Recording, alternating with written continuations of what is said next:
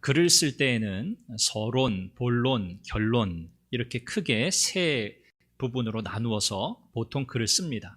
그래서 우리가 책을 읽을 때에도 서론에 해당되는 내용, 또 본론에 해당되는 내용, 또 결론에 해당되는 내용들을 우리가 구분해서 책을 읽곤 하죠. 우리의 신앙생활도 마찬가지입니다. 신앙생활도 시작이 있고요, 과정이 있고, 그리고 끝이 있습니다. 그런데 시작은 있는데 과정이 없는 사람들이 꽤 많습니다. 신앙생활에서요. 예수님을 믿었습니다. 교회를 출석합니다. 예배도 드립니다. 그런데 어떻게 신앙생활을 해야 될지 도무지 알지 못하는 상황에서 그저 습관적으로 교회에 나오고 예배 자리에 나오는 그런 일들이 적지 않다는 거죠. 믿음이라고 하는 것은요, 살아있는 겁니다. 믿음은 생명이죠. 믿음은 영적인 호흡과 같은 겁니다. 그래서 우리가 호흡 멈추면 죽죠. 마찬가지입니다. 믿음은 한번 시작하면 멈출 수 없습니다. 멈춰선 안 되고요, 계속 유지가 돼야 돼요. 우리 호흡의 중요성을 너무나 잘 알고 있죠. 우리가 숨 쉬는 것 얼마나 중요합니까? 사실 잘 평소에는 생각하지 못합니다. 그냥 자연스럽게 되는 거다, 그렇게 여기죠. 그래서 우리의 주된 관심사는 뭘 먹을까? 그렇죠?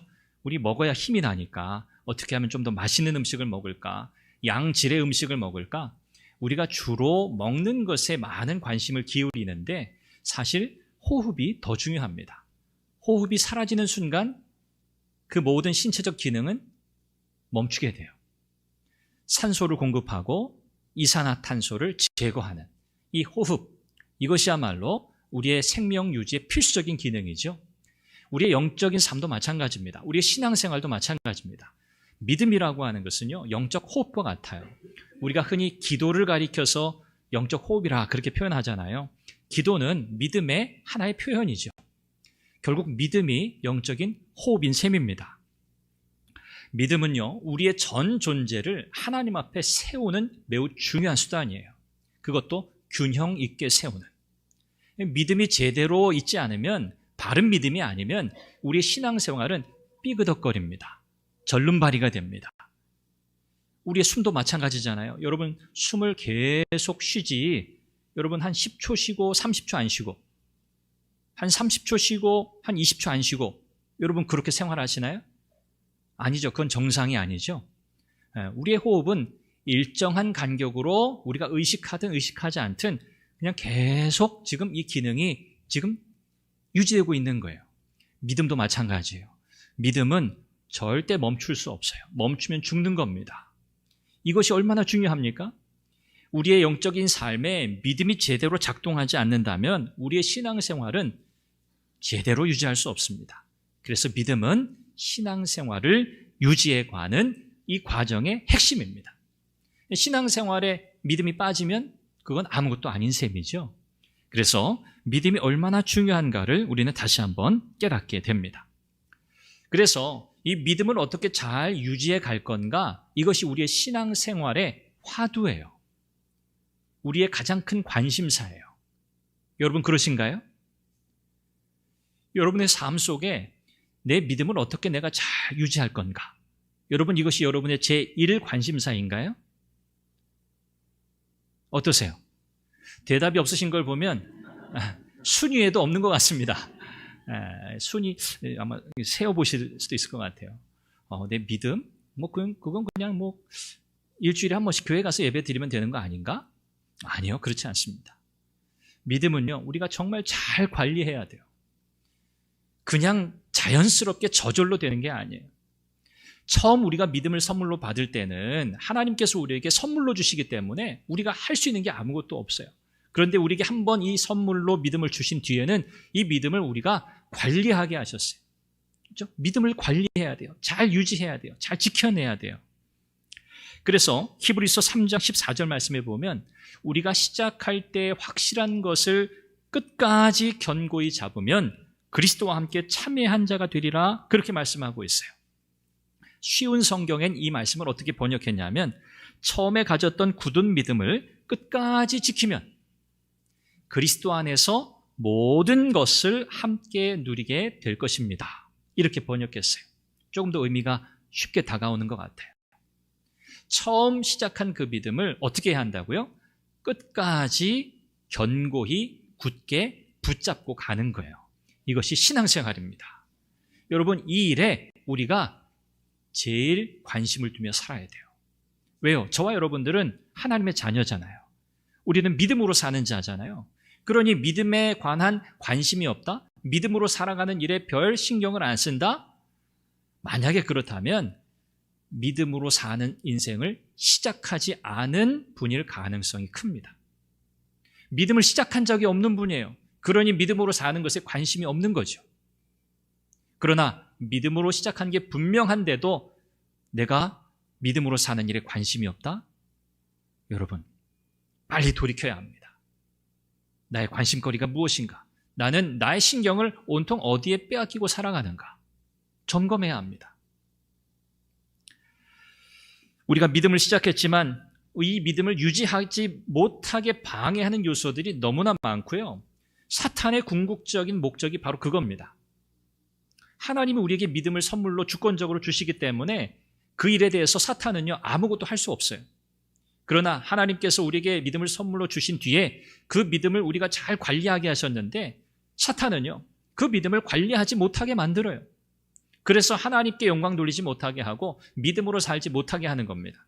수많은 방해와 유혹을 우리에게 주는 거죠. 어떤 상황에서도 어떤 형편에서도 우리가 흔들림 없이 주님을 바라보고 믿음으로 살아가야 하는데 사탄은요, 그 걸음을 자꾸 멈추게 합니다.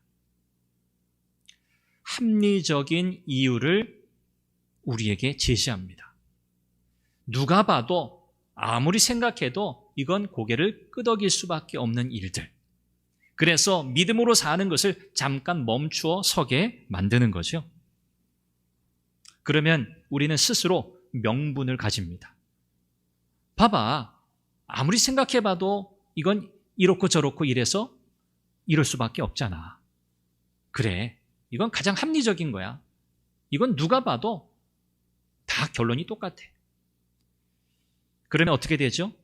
명분이 생기고 그 명분 때문에 내가 마땅히 해야 할 그 책임을 회피할 수 있는 변명이 생깁니다. 우리가 늘 뭔가 이렇게 핑계를 대고 뭔가 우리의 책임으로부터 벗어나려고 할 때에는 늘 이런 과정을 겪게 돼 있어요. 이유를 찾죠. 내가 이것을 하지 말아야 할 이유 또는 해야 할 이유를 찾고요. 그 이유가 합당하려면 명분이 있어야 돼요. 명분을 찾죠. 명분이 생기면 그때에는 그 책임을 피할 수 있는 길이 생기는 거예요. 이것이 사탄이 오늘 우리의 신앙을 방해하는 매우 중요한 전략입니다.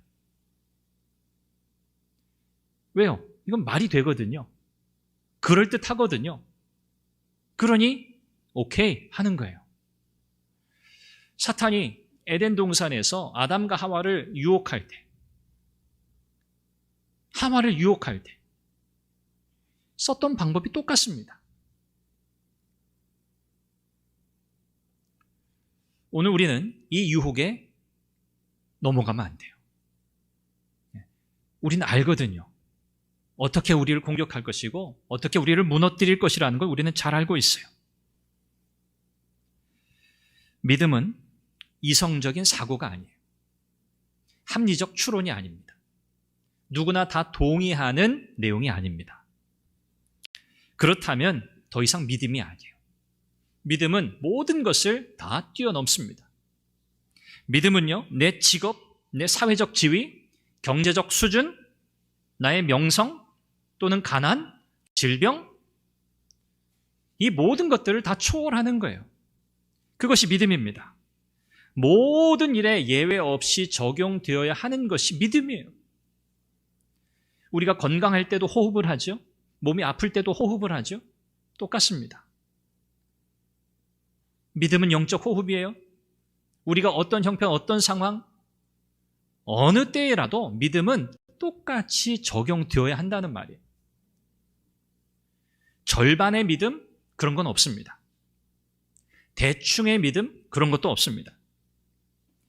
우리는 예수 그리스도를 인생의 주권자로 생명의 주인으로 전적으로 믿어야 합니다. 그리고 끝까지 믿어야 합니다.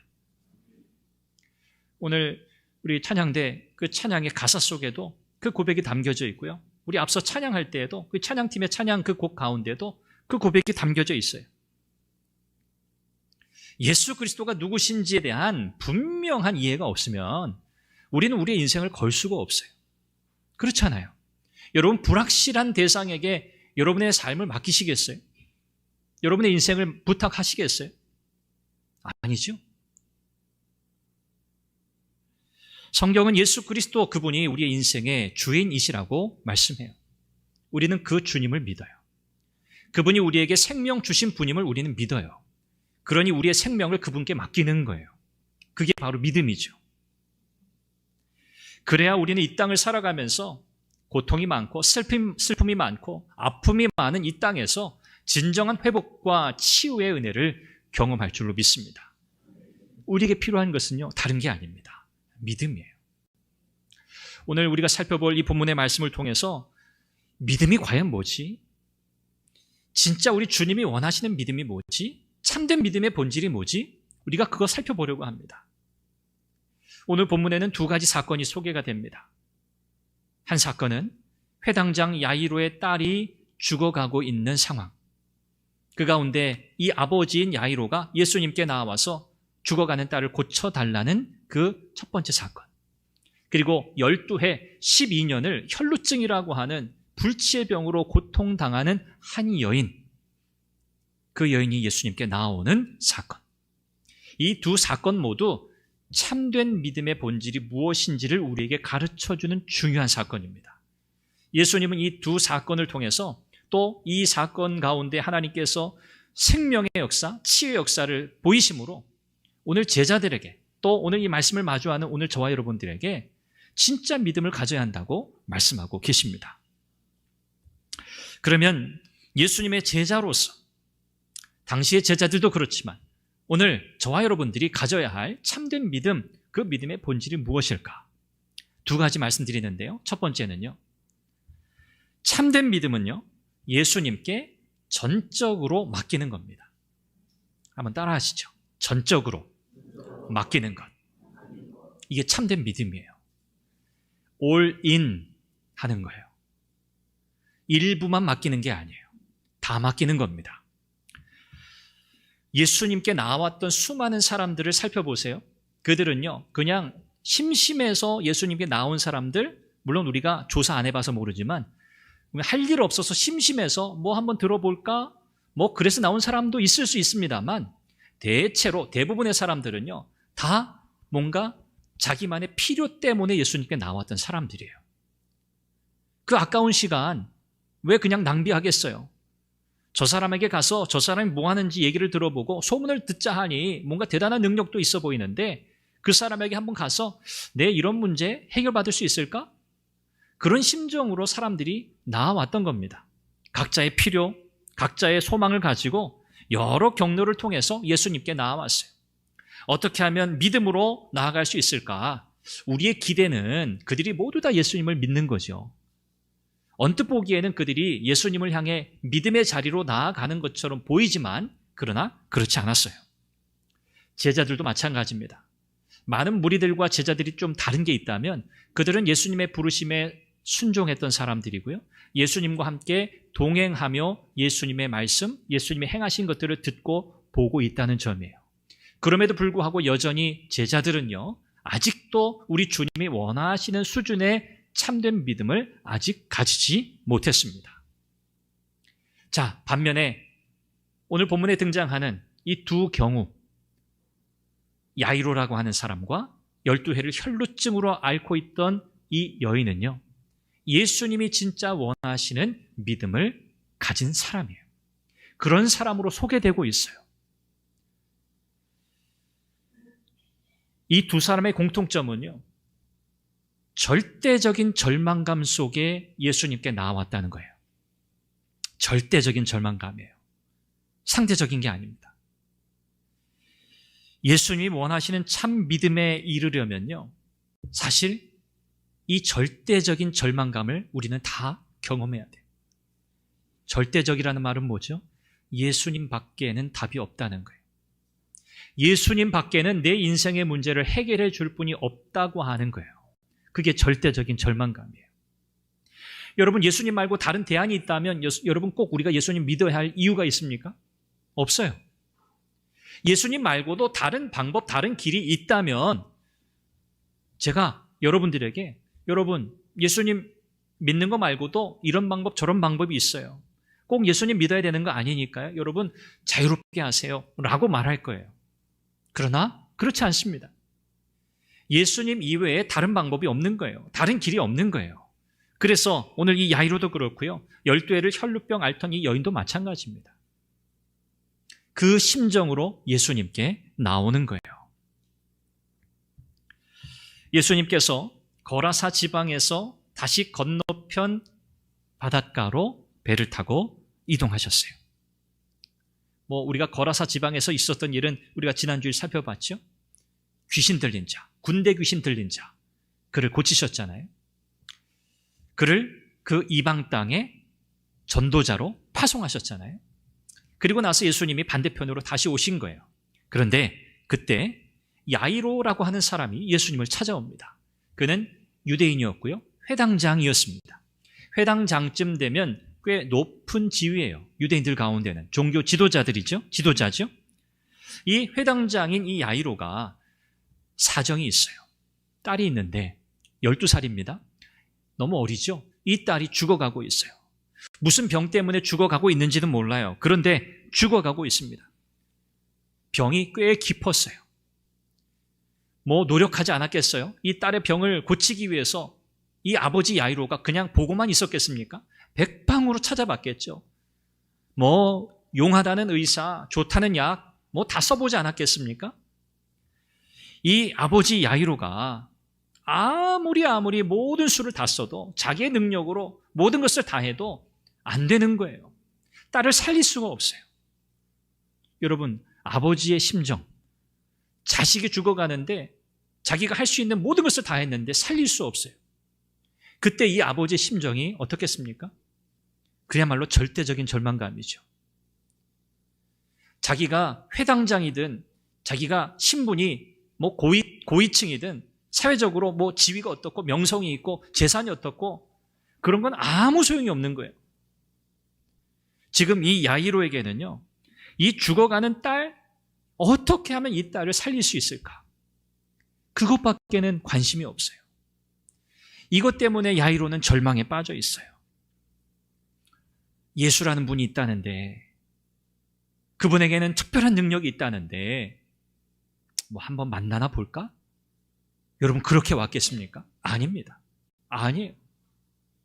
한번 만나볼까? 아닙니다. 그런 심정으로 온 게 아니에요. 내가 예수님 아니면 나에게는 이젠 답이 없어. 예수님, 그분을 만나야만 해. 이것이 야이로의 마지막 소망이었어요. 마지막 희망이었어요. 그의 절대적 절망감으로부터 그는 딱 하나의 소망. 예수님 만나야 된다. 이 심정으로 나온 겁니다. 모든 것이 예수님께 달렸다. 그렇게 믿고 온 거예요. 모든 게 예수님께 달렸다. 야이로의 믿음은 이렇게 시작됐어요. 여러분, 믿음이 어떻게 시작됩니까? 예수님이 전부가 될 때 믿음이 시작되는 거예요. 예수님이 전부가 아닌 사람은요, 믿음을 시작할 수 없어요. 아까 말씀드렸죠? 절반의 믿음 이런 건 없어요. 나의 모든 것을 들고 나의 모든 걸고 모든 전 존재를 우리 주님께 내어 맡기는 전적인 드림이 없으면 믿음은 시작되지 않습니다. 한번 해볼까? 아니요. 그렇게 해서 되지 않아요. 여러분 성경에 예수님을 만난 수많은 사람들을 여러분 보세요. 그럴까 하고 예수님 제대로 만난 사람 없어요. 더 이상 세상에는 방법이 없어요. 소망이 없어요. 절망 가운데 예수님을 향해 나왔던 사람들, 그들이 모두 다 예수님을 만났고 그들이 구원의 은혜를 입었어요. 예수님은 죽어가는 딸을 살리고자 나온 이 야이로의 요청, 예수님, 저와 함께 저희 집에 가셔서 저의 죽어가는 딸 머리 위에 손을 얹어 기도해 주세요. 그러면 저의 딸이 살겠다고 저는 믿습니다. 이 야이로의 요청, 이 아버지의 절절한 이 요청에 예수님이 그와 함께 그의 집으로 향하세요. 큰 무리들도 함께 따르며 애워쌌다고 성경은 말씀하고 있어요. 아마 궁금했던 것 같아요. 과연 무슨 일이 일어날까? 자, 이런 배경에서 갑자기 또 다른 이야기가 오늘 성경에 소개됩니다. 그 따르는 수많은 무리들 가운데 한 여인을 소개하는데요. 이 여인은 12해를 혈루증 앓았습니다. 이 혈루증이라고 하는 병은 이 여성들이 흔히 이제 하혈한다 그렇게 표현하잖아요. 계속해서 피가 멈추지 않고 흐르는 병이에요. 이걸 달리 유출병이라 이렇게도 불러요. 얼마나 고통스럽겠습니까? 그냥 뭐 피만 흐르는 게 아니에요. 거기에는 엄청난 고통이 있는 거예요. 뭐 말로 헤아릴 수 없는 고통이에요. 12년을 이 병으로 고통을 당했으니 여러분 얼마나 이 여인의 고통이 컸겠어요. 불치병이에요. 백방으로 이 여인도 애를 썼어요. 고쳐보려고. 의사 많이 찾아갔어요. 좋다는 약 다 써봤어요. 자기 재산을 다 탕진할 정도로 이 여인은 이 병에서 고침받고자 모든 걸 다 동원했습니다. 그런데 병은 고쳐지지 않았어요. 뿐만 아니라 이 병은요, 유대인의 이 정결 규례에 따라서 부정해요. 부정해. 피가 계속 흐른 이 병을 가진 여인은 부정한 여인이에요. 그래서 사람들 틈에 나올 수 없어요. 사회 구성원으로서 정상적인 삶을 살 수 없다는 말이에요. 그러니 늘 사람들을 피해 살아야 되고 늘 외롭게 혼자 고립된 채로 살아가는 외로움 가운데 뭐 요즘 흔히 우리가 여러 정신적인 이런 질환의 분류에 따라 평가를 내린다면 심각한 우울증, 대인기피증, 공황장애, 이런 복잡한 심리적인 모든 이 요인들을 아마 다 가지고 있었을 거예요. 그러니 이 여인이 당하는 이 고통이 얼마나 컸겠습니까? 물론 회당장 야이로와는 조금 처지는 다를 수 있습니다. 야이로는 자기 딸의 문제지만 이 여인은 자기 문제거든요. 이 여인이 예수님께 나온 근거는 딱 한 가지예요. 27절에 보면 예수님에 대한 소문을 들었다 그랬어요. 소문을 들었다. 예수님이 어떤 일을 행하셨는지, 예수님이 어떤 말씀을 가르치셨는지 전해 들었어요. 한 번도 예수님을 직접 본 적이 없어요. 그런데 이 여인은요, 예수님에 대한 소문만 듣고 예수님께 나왔어요. 그런데 이 여인의 마음속에는 어떤 생각이 있었습니까? 내가 소문으로 들었지만 내가 소문으로 들어도 난 알겠어. 예수님을 만나면 내 불치병 고칠 수 있어. 예수님을 만나면 나의 이 마음의 병 고칠 수 있어. 예수님을 만나면 유대의 이 정결 규례상 부정하다고 하는 이 의식상의 이 부정함, 이 문제도 해결할 수 있어. 라고 생각했어요. 이게 뭡니까? 믿음이었어요.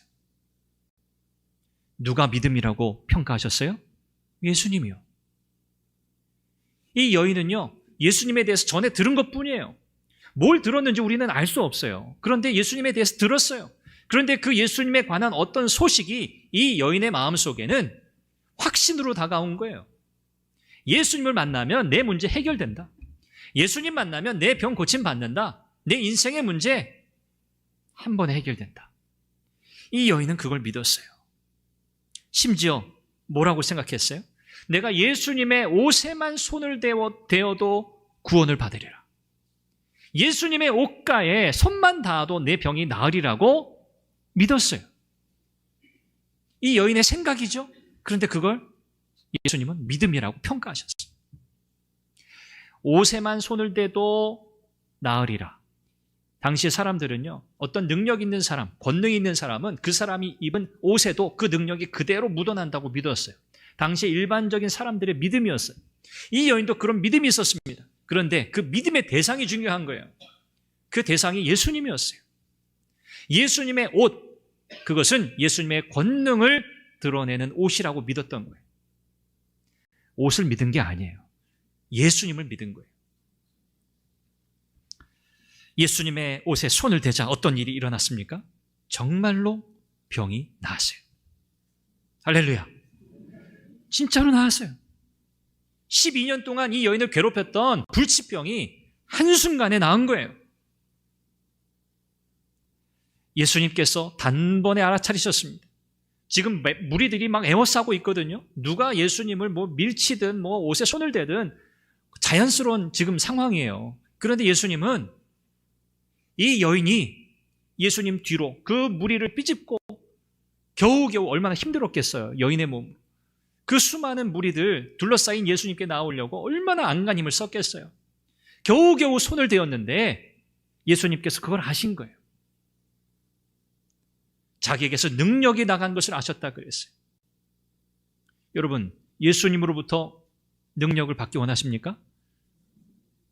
방법은 한 가지입니다. 믿음이에요. 믿음이에요. 여러분, 수많은 사람들이 예수님의 옷을 만졌을 거예요. 예수님의 몸에 손을 댔을 거예요. 그런데 능력이 나가지 않아요. 나가지 않았어요. 왜요? 그들은 믿음으로 예수님을 만진 게 아니에요. 오직 믿음만이 예수님의 능력을 공급받는 방법이에요. 이 여인이 그것을 보여주고 있어요. 예수님이 제자들에게 묻습니다. 누가 내 옷에 손을 대었느냐? 제자들이 당황했어요. 예수님, 그거 말도 안 되는 질문 아닙니까? 보세요. 사람들이 지금 예수님 주변에 막 에워싸고 있는데, 아니, 누가 내 몸에 손을 댔냐고 물으시면, 그런 표현은 없습니다만, 너무 바보 같은 질문 아닙니까? 제자들 마음속에는 이런 생각이에요. 아, 예수님 무슨 그런 말씀을 하세요? 전혀 상황에 맞지 않는 말씀인데요? 이렇게 생각한 거죠. 그런데 예수님은 그 가던 길을 멈추어 서셨어요. 그리고 자기 옷에 손을 댄 그 여인을 찾으려고 몸을 돌리셨어요. 이 여인은 두려움에 떨고 있습니다. 왜요? 내가 함부로 예수님의 몸에 손을 댄 것 때문에 예수님이 혹시 화를 내시지 않을까? 내가 무례한 게 아닐까? 이 여인이 두려워 떨고 있어요. 예수님이 이 여인을 딱 만납니다. 이 여인이 예수님 앞에 나와서 두려운 마음을 가지고 예수님께 자기의 모든 상황을 다 말씀드려요. 성경이 그렇게 이야기하죠. 예수님 앞에 나와서 모든 일을 다 이야기합니다. 다 얘기했겠죠. 자기의 상황, 자기의 형편, 자기가 어떤 인생을 살았는지, 자기가 어떤 심정으로 예수님께 나왔는지, 그리고 너무너무 힘들게 어렵게 예수님의 옷에 손을 대었는지 예수님께 다 말씀드려요. 이야기를 다 듣고 예수님께서 이 여인에게 뭐라고 말씀하시죠? 34절. 예수께서 이르시되 딸아, 내 믿음이 너를 구원하였으니 평안히 가라. 내 병에서 놓여 건강할지어다. 중요한 건 뭐예요? 딸아, 내 믿음이 너를 구원하였다. 믿음이 이 여인을 구원한 거예요. 어떤 믿음이에요? 예수님께 가면 내 병 고침받아. 전심으로 예수님께 나아간 거예요. 여러분, 믿음은요, 이겁니다. 다 맡기는 거예요. 다 맡기는 거예요. 일부만 맡기는 게 아니에요. 100% 맡기는 거예요. 이것이 믿음이라고 성경이 우리에게 가르치고 있어요. 이 여인에게 장벽이 많았습니다. 이 여인이 이것저것 신경 썼으면요, 예수님 만나지 못했을 거예요. 난 부정한 여인이지. 내가 감히 사회적인 이 통념을 깨고 내가 어떻게 무리들 가운데 내가 들어갈 수 있겠어? 아예 안 되지. 이번 기회는 그냥 포기해야지.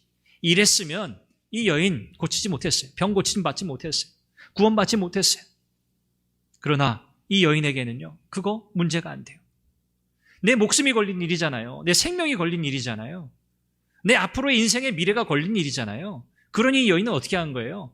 그런 거 아랑곳하지 않은 거예요. 왜요? 내 병 고쳐야 되니까. 살아야 되니까. 인생다운 인생을 살아야 되니까. 모든 걸 다 걸고 나온 거예요. 만약에 예수님 만나지 못하고 부정한 여인이라고 발견이 되면 이 여인은요, 그냥 그 자리에서 돌 맞아 죽는 거예요. 자기의 목숨 걸고 예수님께 나왔어요. 이것이 믿음이에요. 여러분, 예수님은요, 여러 가지 방법 중에 하나가 아닙니다. 많은 길 중에 하나의 길이 아닙니다. 예수님이 요한복음 14장 6절에서 말씀하시죠. 내가 곧 길이요 진리요 생명이니 나로 말미암지 않고는 아버지께로 올 자가 없느니라. 여러분 아시잖아요. 영어 성경에 뭐라고 번역되어 있어요? I am the way 그랬어요. 유일한 길이란 말이에요. The truth 그랬어요. 유일한 진리란 말이에요. And the life 그랬어요. 유일한 생명이란 말이에요. 다른 길, 다른 진리, 다른 생명이 없어요. 예수님만이 유일한 방법이에요. 믿으시길 바랍니다. 예수님으로부터의 응답과 능력을 경험하길 원하십니까? 비결이 여기에 있습니다. 예수님을 전적으로 신뢰하십시오. 예수님이 여러분의 전부가 되어야 해요. 전부가 되어야 돼요. 전부가 아니면 이런 능력을 경험할 수 없어요. 오늘 저와 여러분들의 믿음은 예수님이 유일한 능력이시며 소망이심을 믿는 믿음이 되어야 할 줄로 믿습니다. 두 번째는요. 자, 첫째는 뭐였다고요? 전적으로 맡기는 거예요. 두 번째는요. 계속 믿어야 돼요. 계속. 멈추면 안 돼요. 자, 이 12해를 혈루증으로 앓던 여인이 고침받았습니다. 이제 장면은 다시 야이로와 동행하시는 예수님의 장면으로 다시 돌아옵니다. 예수님이 어느새 야이로의 집에 도착하셨어요. 자, 그런데 이미 저 문 밖에서부터 울음소리, 사람들이 곡하는 소리 가득합니다. 얼마나 슬픈 일이에요. 12살 딸이 죽었으니까요. 근데 야이로의 집에서 사람들이 나와요. 소식을 전합니다. 회당장님, 당신의 딸이 조금 전에 죽었습니다. 절망적인 소식이죠. 그리고 이 소식을 전한 사람이 야이로에게 이렇게 얘기해요. 어찌하여 선생을 더 괴롭게 하십니까? 어찌하여 예수님을 더 번거롭게 하시겠어요? 이제 죽었어요. 끝났어요. 예수님이 이 아이가 죽기 전에 오셨으면 어떤 방법이라도 어떤 수라도 쓰실 수 있었을 것 같은데 이제 죽었으니까 방법이 없습니다. 예수님 오셔도 소용이 없어요. 그러니 번거롭게 예수님 오셔서 이렇게 저렇게 다른 거 하실 필요 없어요. 그냥 예수님 편안하게 돌아가시게 하면 돼요. 이 말이에요. 이 야이로에게 이 이야기를 하는 겁니다. 자, 여러분 이 사람들을 주목하셔야 돼요. 조연 같지만 사실 이 사람들은 굉장히 핵심적인 역할을 하고 있는 사람들이에요. 역할로 따지면 악역이에요. 왜 악역입니까? 야이로는요, 자기의 모든 걸 다 내버리고 예수님 앞에 무릎 꿇고 나온 사람이에요. 체면, 신분 다 필요 없어요. 예수님 다 맡깁니다. 이렇게 믿음을 시작한 사람이에요. 그런데 지금 이 딸의 죽음을 전하는 이 사람들은요, 그 믿음을 멈춰서게 하는 사람들이에요. 왜요? 예수님이 이 야이로와 동행하실 때는요, 어떻게 하시겠다고 동행하신 거예요? 딸을 살리시겠다고 동행하신 거예요. 예수님을 끝까지 믿고 예수님과 동행하고 딸이 살아나는 놀라운 기적의 역사를 경험하려면 어떻게 해야 돼요? 끝까지 예수님을 믿어야 돼요. 그런데 이 소식을 전하는 사람들은요, 아유, 예수님 빨리 돌려보내세요. 그러고 있어요. 방해꾼입니다. 조금 전에 이 야이로는요, 자기 눈으로 봤어요. 불치병에서 치유받은, 고침받은 그 12해 동안 고통받던 그 여인이 병에서 고침받는 장면을 조금 전에 야이로가 봤단 말이에요. 자기가 경험했단 말이에요. 그러면 어떻게 해야 돼요? 사람들이 뭐라고 하든, 딸이 죽었다고 하든 상관없어요. 그 예수님이 지금 자기와 함께 계시기 때문에 예수님이 살릴 걸 믿는 거예요. 그게 야이로가 가져야 할 믿음이었어요.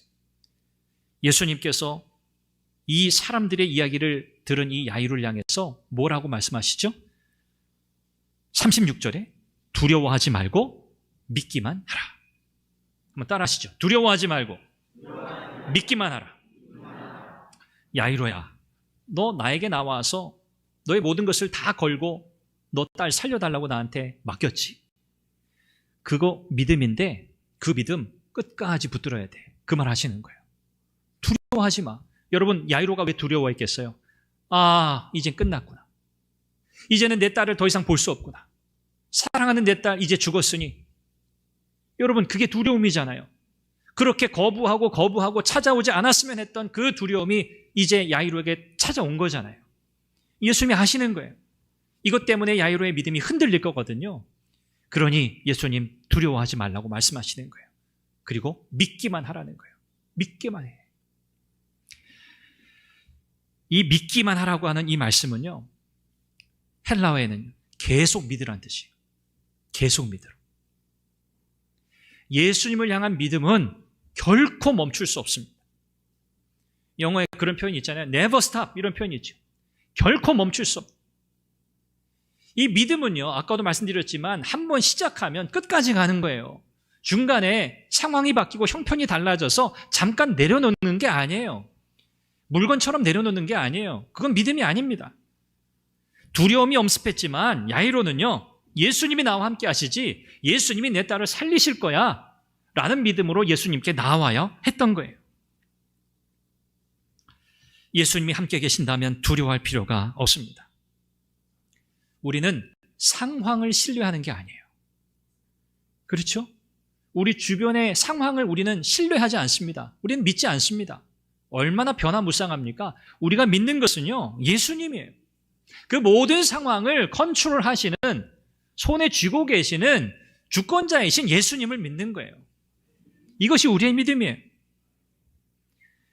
최악의 상황을 끊임없이 두려워하지 말고 계속해서 예수 그리스도, 그분이 나를 위해 최선의 것을 행하시라고 믿으라는 거예요. 그분이 나를 위해 행하실 일은요, 가장 좋은 겁니다. 예수님이 저와 여러분들을 위해서 행하시는 일은요, 있어도 그만, 없어도 그만, 그런 거 주시지 않아요. 그분은 우리에게 최고의 것을 주시는 분이에요. 여러분 믿으시길 바랍니다. 여러분, 이쯤 돼야 우리가 믿을만 하잖아요. 그렇죠? 사람에게 가도 얻을 수 있는 것, 그거 굳이 예수님께 가서 달라고 해요? 그냥 사람 의지하면 되죠. 그러나 우리 주님은 그런 거 주시는 분이 아니에요. 야이로는 예수님께 모든 것을 맡기는 것으로 믿음을 잘 시작했어요. 그런데 중요한 건 뭐예요? 그 믿음을 끝까지 유지하는 거예요. 야이로의 사건은 우리에게 그거 가르치시는 거예요. 너 믿음을 시작했지? 그 믿음 끝까지 잘 유지해야 돼? 그거 가르쳐 주시는 거예요. 중간에 어려움이 찾아와요. 딸의 죽음이라고 하는 절망적 상황이 우리 인생에 찾아와요. 그러나 그때마다 아유, 이쯤 하면 됐어요. 당신 할 만큼 했어요. 이제 그만 내려놓으세요. 가장 합리적인 이야기죠? 이런 이야기 들려올 거예요. 그러나 그때 우리는 어떻게 해야 돼요? 아니야. 우리 주님이 함께 하셔. 우리 주님이 하실 거야. 이 믿음으로 이겨내는 거예요. 이 믿음으로 승리하시기 바랍니다. 말씀을 맺습니다. 예수님께서 죽은 이 소녀, 12살 소녀를 향해서 달리다고 하십니다. 아람어예요. 아람어. 달리다고. 번역하니 내가 너에게 명하노니 소녀야 일어나라. 누구의 명령이에요? 창조주의 명령. 생명의 주권자의 명령이에요. 그 명령 앞에 불복종할 대상은 아무것도 없어요. 빛이 있으라 하시니 빛이 생긴 그분의 명령이에요. 사람의 생명쯤이야. 그렇죠?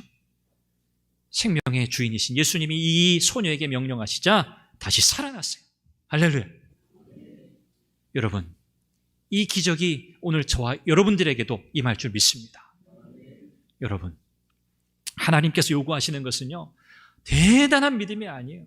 엄청난 믿음이 아니에요. 뭔가 화려하고 엄청난 업적을 쌓아서 주님, 제가 이런 엄청난 일들을 했어요. 그거 아니에요. 예수님께서 나를 위해서 행하신 그 일의 근거에서 예수님께 나아가는 거예요. 예수님 십자가에서 나를 위해 생명 쏟아주셨어요. 우리가 예수님께 나아가는 근거는 딱 그거예요. 내가 뭐 엄청나게 뭘 해가지고 예수님께 나아가는 게 아니에요. 예수님의 그 십자가의 은혜에 의지합니다. 나의 인생을 주님께 온전히 맡깁니다. 나의 인생의 문제 예수님께 온전히 맡깁니다. 맡기기 시작했으면 중간에 포기하지 마세요. 끝까지 맡기세요. 언제까지요? 될 때까지. 언제까지요? 응답하실 때까지 맡기는 거예요. 그게 기도죠. 그게 믿음이에요. 그래서 믿음은요, 기도예요. 기도예요. 기도는 믿음이에요. 상황과 형편 때문에 두려워하고 주저하고 있는 것 있으십니까? 성경은 우리에게 그거 다 불신앙이라고 말씀해요. 불신앙. 예수님을 온전히 신뢰하지 않는 거예요. 여러분, 우리 주님 앞에 다 내려놓길 바랍니다. 예수님으로 우리의 속사람을 다 채우길 바랍니다. 우리의 속을 다 비워야 돼요. 예수님이 다스리셔야 되는데, 예수님이 자리 잡고 계셔야 되는데 너무 잡다한 것들이 많아요. 내 마음 그리스도의 집, 맥스 루케이도라는 분이 그런 책을 썼어요. 내 마음 그리스도의 집. 예수님이 오셔서 자리 잡고 계셔야 하는데 너무 더러운 거예요. 너무 잡동사니가 많아요. 그거 다 치워내야 돼요. 다 비워내야 돼요. 예수님을 향한 온전한 믿음으로, 끝까지 붙드는 믿음으로 승리하는 여러분들이 되시길 바랍니다. 네, 우리 신앙생활은 그거예요. 다른 거 없어요. 여러분, 특별한 거, 엄청난 것으로 신앙생활 할 생각 아예 하지 마세요. 여러분, 매일매일이 특별한 날이에요. 여러분, 매일매일이 은혜의 기회예요. 말씀 앞에 머물러 계세요. 그 말씀 붙들고 기도하세요. 기도하고 여러분 삶의 현장으로 달려가세요. 일터에서 믿음으로 그리스도인답게 하나님의 영광을 위해서 최선을 다해서 일하시고요. 그 가운데 하나님의 영광을 나타내게 해달라고 기도하세요. 복음을 전할 기회를 달라고 하세요. 여러분이 대단한 일을 해서가 아니에요. 하나님은 그 믿음으로 여러분을 사용하실 거예요. 그렇게 승리하시기를 주님의 이름으로 축원합니다. 기도하겠습니다. 우리 한 목소리로 기도하죠. 참된 믿음으로 승리하게 하소서. 주님이 기뻐하시는 믿음 가지게 하소서. 내 인생 온전히 주님께 맡기게 하시고, 맡겼다면 끝까지 멈추지 말고 주님께 맡기는 믿음을 가지게 하소서. 이 믿음으로 승리하게 하옵소서. 한 목소리로 기도합니다. 자비하신 아버지 하나님, 은혜와 사랑을 감사합니다. 오늘도 우리에게 주여 말씀을 통해 다시 한번 격려하시고 깨닫게 하시고, 다시 한번 우리가 어떤 믿음으로 하나님 앞에 살아가야 할지를 말씀하시니 감사합니다. 하나님 아버지, 하나님 우리의 믿음이 은혜 가운데 시작되었습니다. 끝까지 하나님의 믿음 붙들고 가게 하여 주옵소서. 예수 그리스도께 우리 인생을 온전히 내어 맡겼다면 중간에 멈춰 서지 말고 끝까지 맡기는 믿음을 허락하여 주시옵소서. 예수님께 계속해서 헌신하는 참 믿음을 우리에게 허락하여 주옵소서. 우리를 두렵게 하고 이 믿음을 포기하게 하고 내려놓게 하는 상황과 형편이 너무나 많습니다. 주저하게 만드는 일들이 너무나 많습니다. 그러나 주님, 이 모든 것들이 불신앙임을 기억하고 우리 주님께 온전히 내어 맡기고 주님 두려움 없이 온전히 신뢰함으로 나아가도록 은혜를 더하여 주옵소서. 자비하신 아버지 하나님, 예수님께서 우리의 인생의 주권자이심을 믿습니다. 우리의 생명의 주인이심을 믿습니다. 전적으로 우리 주님께 우리 인생을 내어 맡기고 인생의 모든 문제 주님 앞에 내려놓게 하여 주옵소서. 주님께 맡겼다면 다 맡기게 하시고 중간에 포기하지 않게 하시고 끝까지 이 믿음으로 승리하게 하여 주옵소서. 상황과 형편이 우리를 두렵게 합니다. 우리를 주저하게 합니다. 그러나 그 모든 것들 다 내려놓게 하시고 우리 주님만 바라보고 주님께 온전하게 전적으로 다 맡기는 그런 우리가 되게 하여 주옵소서. 예수 그리스도 주님을 붙잡는 우리 모두가 되게 하여 주옵소서. 예수님의 이름으로 기도합니다. 아멘.